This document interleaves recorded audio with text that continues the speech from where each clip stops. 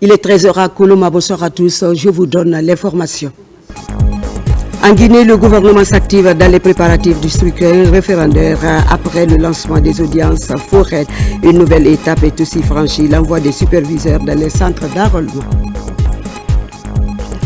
Et puis, lancement à la mairie de Ratoma de la campagne nationale de vaccination gratuite des chiens contre la rage, une initiative du ministère de l'Agriculture qui vise à éradiquer cette maladie d'ici l'an 2030. Et enfin, nous irons à Zéro-Corée pour parler de la consolidation de la paix et la cohésion sociale avec les organisations féminines. Bonsoir à tous et bienvenue. Le gouvernement guinéen, à travers le ministère de l'administration du territoire et de la décentralisation, s'active dans les préparatifs du scrutin référendaire après le lancement des audiences foraines pour la régulation des citoyens sans acte d'état civil. Une nouvelle étape est franchie.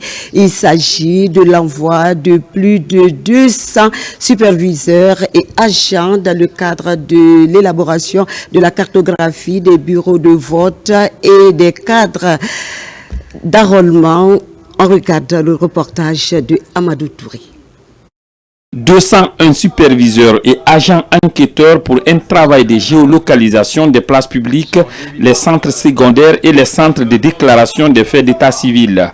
Objectif, recueillir les données GPS pour la mise en place de la cartographie des bureaux de vote des 375 communes du pays. Ces données de géolocalisation permettront à chaque citoyen de connaître tous les bureaux de vote proches de leur lieu de résidence.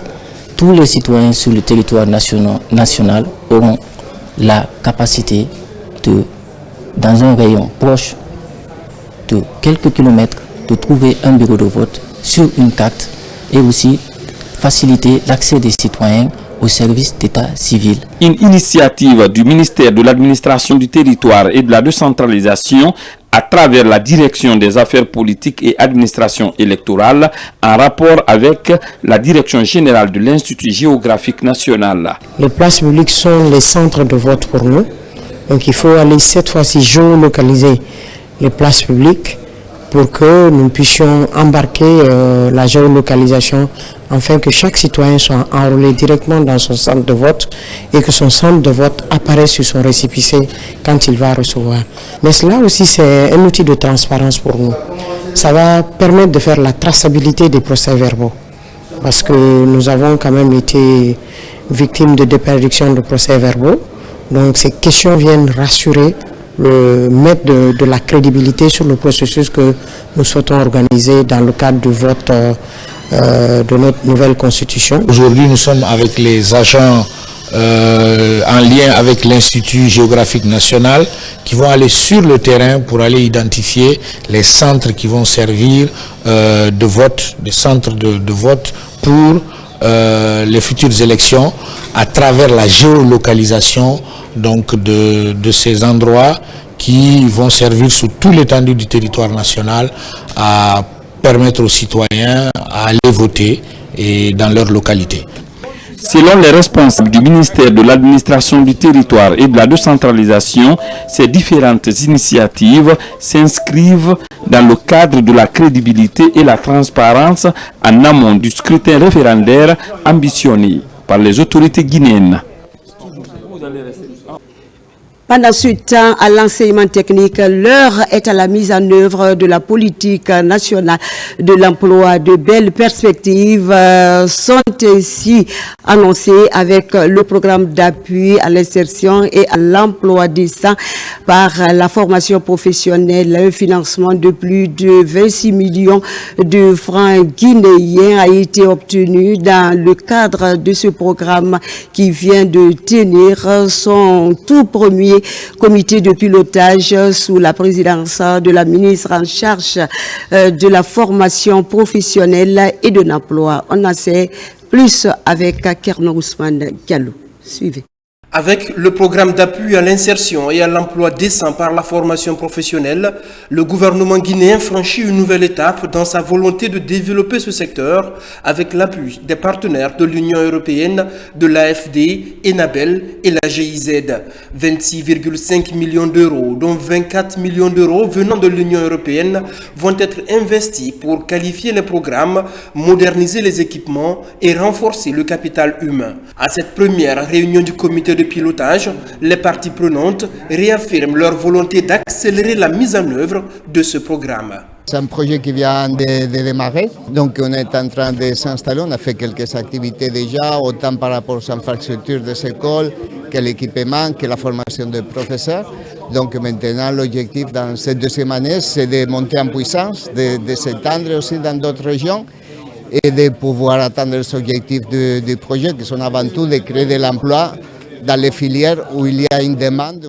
Le programme d'appui à l'insertion et à l'emploi décent par la formation professionnelle va notamment aider à mieux soutenir l'orientation des efforts vers les filières porteuses dans un contexte où la Guinée entame de grands chantiers pour son développement.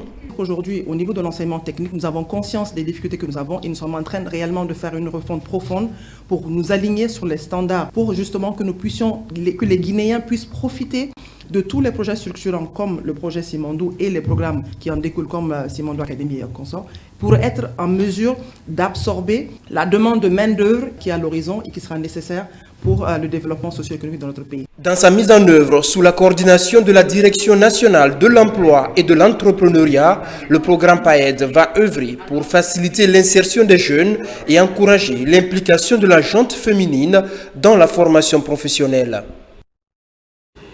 Et puis la bonne nouvelle, le stade du 28 septembre sera opérationnel au mois de février 2025. C'est du moins ce qui a été annoncé par les conducteurs des travaux, alors que le ministre de la Jeunesse était allé s'enquérir de l'état d'avancement du chantier au stade de Nongo. Les travaux évoluent. Ces travaux de reconstruction et de modernisation répondent aux normes. Voyons tout cela avec Moussa Komara. Connu pour ses souvenirs glorieux dans les années 70. Ce mythique stade du 28 septembre pourrait être opérationnel dans 3 mois. Ces travaux de reconstruction évoluent à grande enjambée. Les travaux de génie civil sont quasiment achevés. Les équipements nécessaires pour la mise en place du gazon, incluant le système de drainage et d'arrosage, sont fin prêts. C'est un chantier qui a 2 phases et la première phase concerne le stade proprement dit, c'est la pelouse et le bâtiment qui habite le stade. Il y a aussi les bâtiments connexes, c'est-à-dire un grand bâtiment R+1 à usage administratif et un hall omnisport avec pour le sport de combat et quelques blocs de toilettes. Mais si nous prenons la phase A, nous pouvons l'estimer à 48-49%. À ce niveau, nous sommes très contents de l'évolution du chantier. Nous pensons que le cap sera maintenu parce que déjà dans 3 mois, le gazon va germer complètement. On pourra jouer sur le gazon. Depuis 2023, ce chantier n'a jamais connu une telle accélération malgré les contraintes de financement. Le système mécanique, la plomberie, l'électricité et l'installation des câbles pour la climatisation sont achevés. Tous les compartiments du chantier sont attaqués par les ouvriers. Le ministre de la Jeunesse et des Sports, qui suit de très près le chantier, est enthousiasmé. L'évaluation qui a été faite ici par l'ensemble des acteurs montre que les travaux évoluent. Nous avons maintenant un bureau de contrôle qui n'existait pas avant, le bureau Veritas. Il y a maintenant 2 mois, nous attendons son tout premier rapport pour savoir ce qui est en train d'être fait. Est-ce que le taux d'exécution déclaré par l'entreprise est réel? Et deuxièmement, est-ce que tout ce qui a été fait selon les normes? Cela va nous permettre d'évaluer globalement ce qui se passe ici. Après le stade du 28 septembre, direction stade général Lansana Conté de Nongo. Dans ce stade de 50 000 places, les travaux vont lentement mais sûrement. Les équipements pour la reconstruction sont acheminés par l'entreprise. L'occasion pour le ministre de la Jeunesse et des Sports de toucher du doigt tous les aspects qui entrent en ligne de construction. Le constat est rassurant. Nous avons évalué la première phase qui était le premier contrat que l'entreprise avait, qui était les préalables.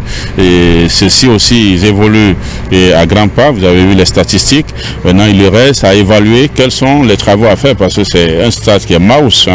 Les travaux sont énormes. Pour la deuxième phase, nous attendons donc la proposition des travaux en termes d'offres pour que l'ACGP, qui est le maître d'œuvre, puisse travailler pour nous faire sortir le contrat de la deuxième phase et que nous aurons les budgets nécessaires parce que nous finançons tout ça avec le budget national de développement. En réunion technique avec l'entreprise contractante, le nouveau visage du stade général Lansana Conté, après reconstruction, est présenté. Le gazon sera naturel, répondant aux normes FIFA, et la toiture sera entièrement couverte. Moussa Kobara, à présent, comme chaque décembre, revenons sur les principales actions menées par le ministère de l'Environnement et du Développement durable. Parmi les faits marquants de l'année, la création d'un marché carbone local, une grande première dans la sous-région. L'initiative permettra à la Guinée de bénéficier de revenus conséquents grâce à ses efforts de conservation des forêts. N'est-ce pas, Mamadou Alpha Baldé? On t'écoute.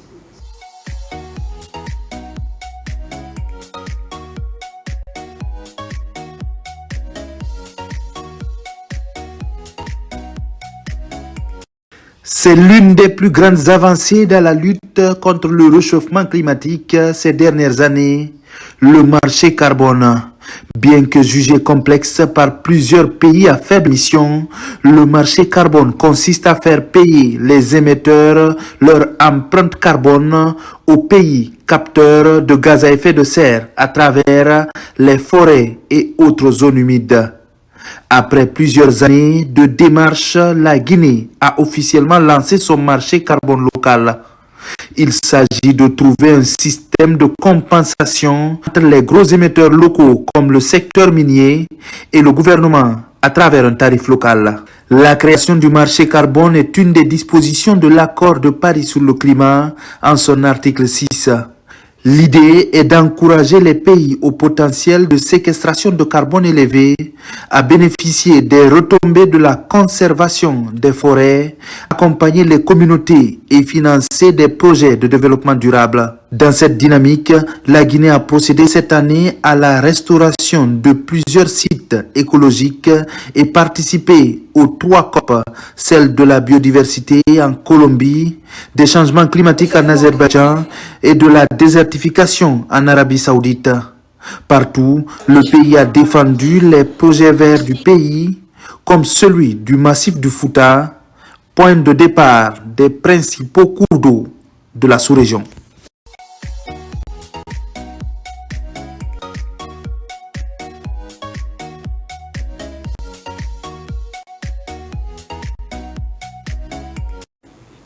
Deuxième titre de cette édition, la mairie de Ratoma a procédé au lancement de la campagne nationale de vaccination gratuite des chiens contre la rage.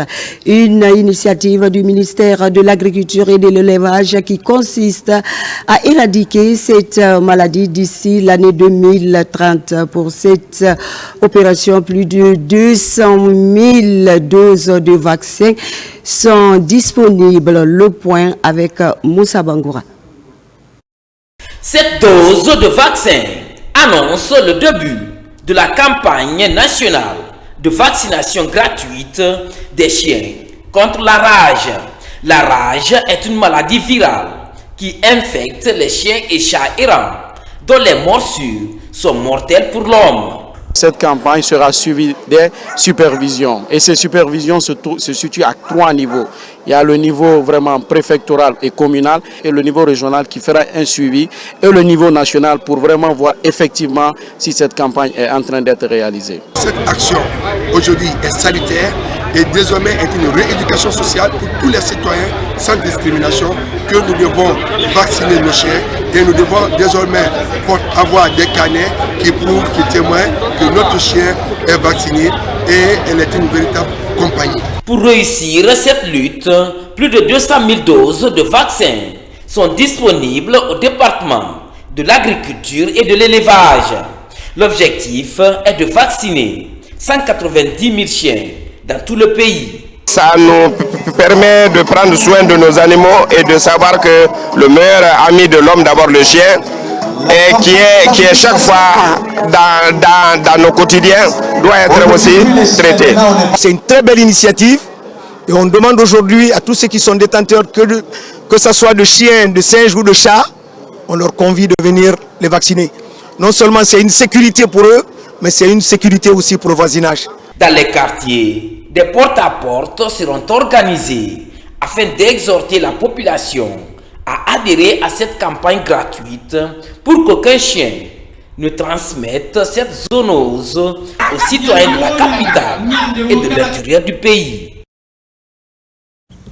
Une belle initiative qui mérite d'être encouragée.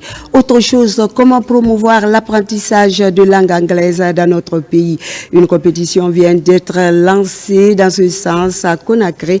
Elle rassemble des jeunes venus de plusieurs institutions de formation. La compétition prend aussi en compte la prise en parole en public. N'est-ce pas, Marwan Kamara? On t'écoute. Pour renforcer les compétences linguistiques des jeunes en anglais et améliorer leur prise de parole en public, un concours national de la langue anglaise est lancé à Conakry. Une compétition au cours de laquelle les candidats pourront démontrer leurs connaissances dans tous les domaines de la langue anglaise. Le programme est piloté par New Millennium English Club en collaboration avec le Centre d'apprentissage de la langue et de formation professionnelle. Cette compétition, les objectifs sont les suivants. Aider les apprenants à acquérir plus de compétences dans la langue anglaise. Donc nous avons regroupé ce monde, c'est pour leur dire que l'anglais, on peut évidemment l'apprendre en Guinée ici. Nous avons des experts qui viennent former les participants en développement communautaire, en développement personnel, en prise de parole en public et aussi en entrepreneuriat avec les compétences en informatique. Cette compétition scientifique permettra aux jeunes de maîtriser l'anglais tout en restant en Guinée et surtout améliorer leurs compétences en développement personnel. J'ai décidé de participer à cette compétition parce que je veux montrer à mes frères et sœurs guinéens qu'on n'a pas besoin d'aller au Ghana ou autre part pour apprendre l'anglais. En Guinée, nous avons d'excellents centres, d'excellents établissements. Nous avons CLAPTA. Même si tu passes 5 mois, tu peux parler l'anglais comme si tu étais allé au Ghana. Nous avons d'excellents professeurs d'anglais. Apprendre l'anglais en Malaisie, aux États-Unis, au Ghana, en Sierra Leone, pourquoi ne pas apprendre en Guinée? Mon frère, vous avez la salutation du département sur l'initiative, les engagements et votre effort résolu pour aider les citoyens guinéens à communiquer cette langue, à parler et à pouvoir écrire décemment cette langue. New Millennium English Club et le Centre d'apprentissage de la langue et de formation professionnelle œuvrent pour la promotion de la langue anglaise en Guinée depuis plusieurs années. À travers ces formations, ils comptent minimiser le déplacement des jeunes pour se former à l'étranger.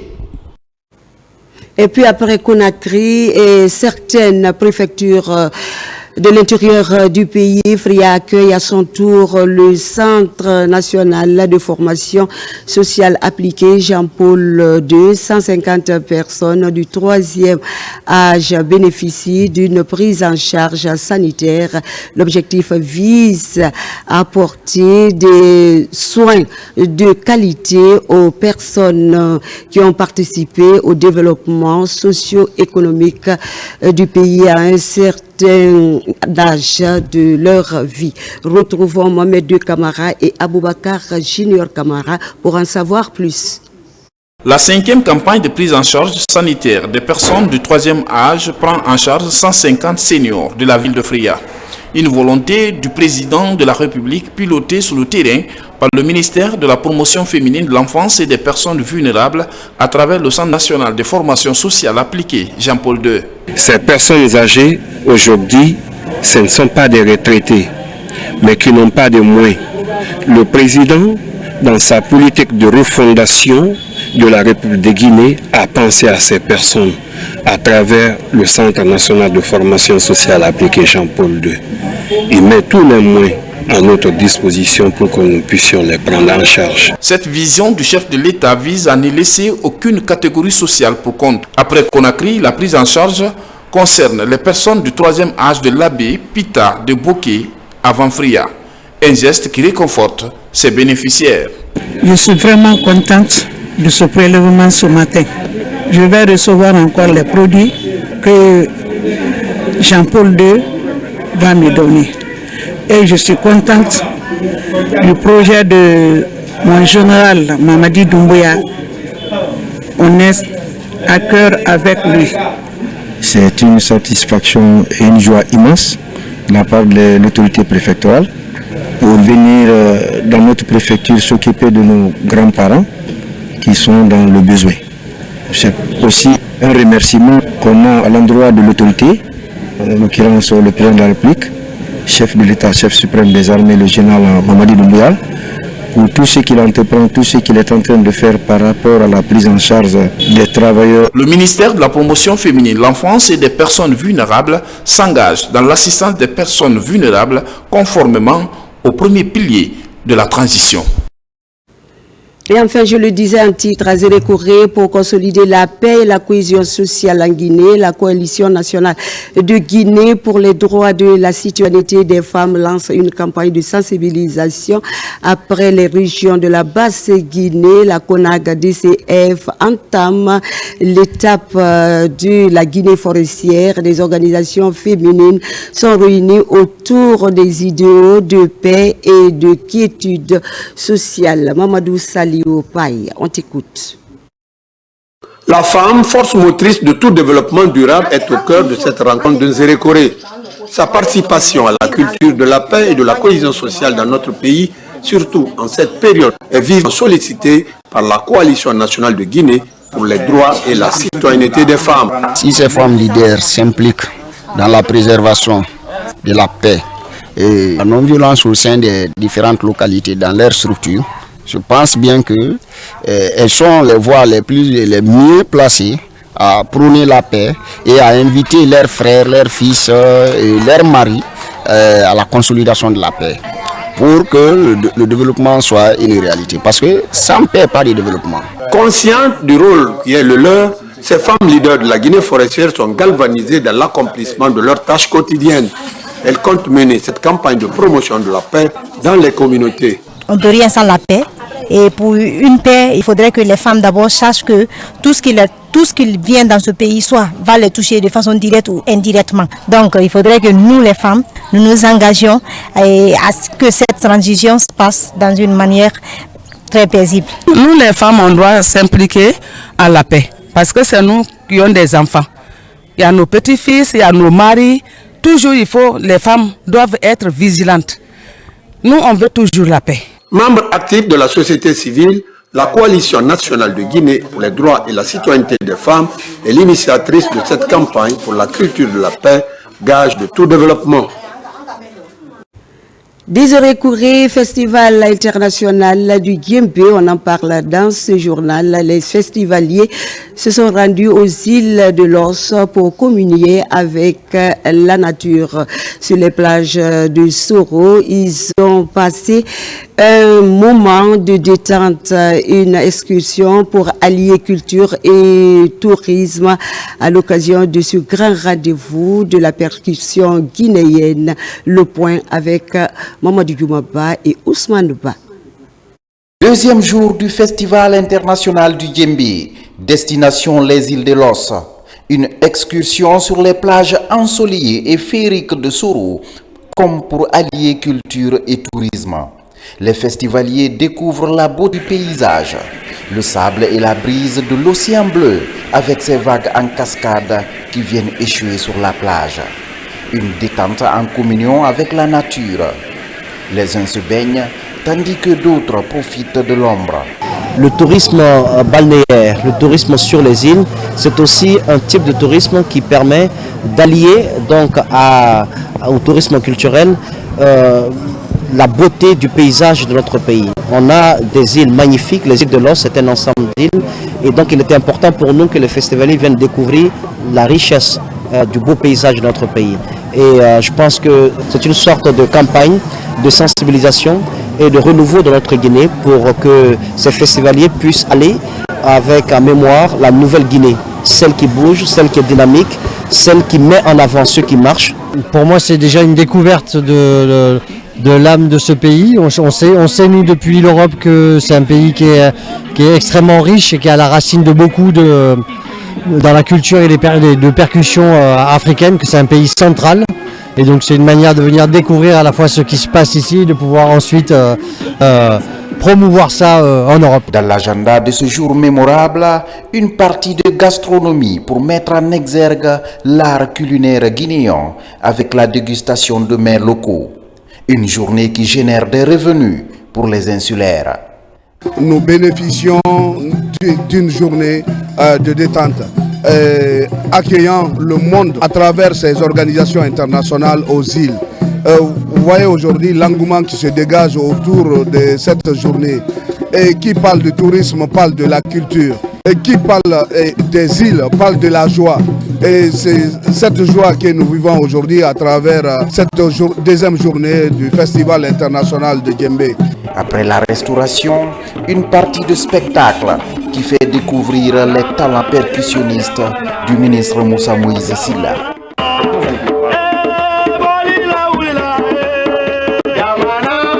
La journée a permis à l'équipe de se défouler afin de se débarrasser de tous les encombrants avant de regagner la terre ferme de Conakry. Et voilà qui met fin à cette édition d'information à la réalisation. Mamadou Salioba, sous l'œil vigilant de l'équipe technique du jour. Merci de votre fidélité. Prochain rendez-vous à 17h, Inch'Allah. Donc, gardez bien vos fauteuils car l'information continue sur la radio-télévision guinéenne. Très bonne suite du programme. Bonsoir.